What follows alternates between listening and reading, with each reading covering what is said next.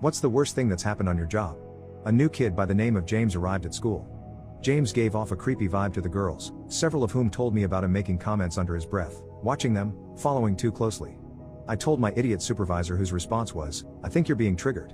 He is a normal hormonal kid. He can look at who he wants literally the next day. I hear JM is bragging about being on probation for forcing himself onto his cousin. I find our school probation officer. James came to the resource room for help, so I had him in some small reading groups and such. One day, he tosses a piece of paper on my desk as he leaves the room.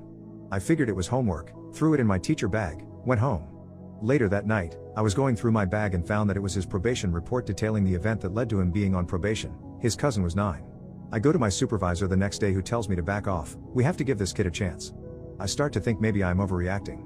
Later that month, a new PO starts, and one of the first things he does is to find me and tell me that no way should this kid be wandering the halls alone. There is much more than I am not privy to, he says, and this kid should not be unescorted. We meet with the A-hole principal to see about getting a one-to-one aid for this kid. Principal turns it around and blames me for not giving this kid enough support.